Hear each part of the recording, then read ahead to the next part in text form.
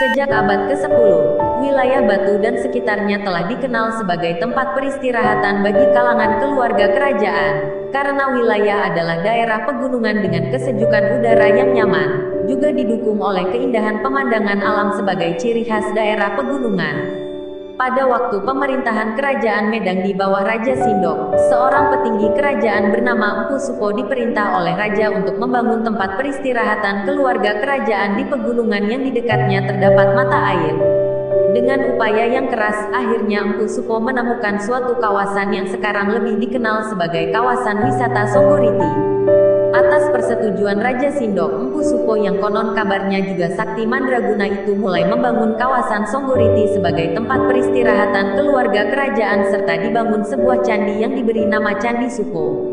Di tempat peristirahatan tersebut terdapat sumber mata air yang mengalir dingin dan sejuk seperti semua mata air di wilayah pegunungan.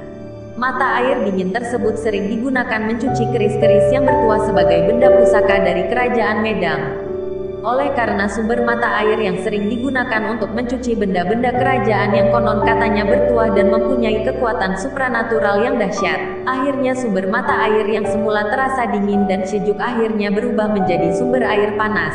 Dan sumber air panas itu sampai sekarang menjadi sumber abadi di kawasan wisata Songgoriti.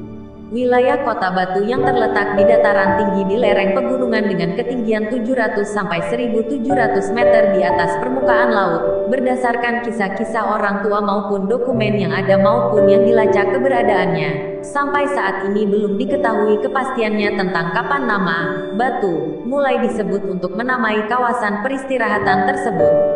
Dari beberapa pemuka masyarakat setempat memang pernah mengisahkan bahwa sebutan Batu berasal dari nama seorang ulama pengikut Pangeran Diponegoro yang bernama Abu Gonaim atau disebut sebagai Kiai Gubuk Angin yang selanjutnya masyarakat setempat akrab menyebutnya dengan panggilan Mbah Wastu. Dari kebiasaan kultur Jawa yang sering memperpendek dan mempersingkat mengenai sebutan nama seseorang yang dirasa terlalu panjang, juga agar lebih singkat penyebutannya serta lebih cepat bila memanggil seseorang, akhirnya lambat laun sebutan Mbah Wastu dipanggil Batu menjadi Batu atau Batu sebagai sebutan yang digunakan untuk sebuah kota dingin di Jawa Timur.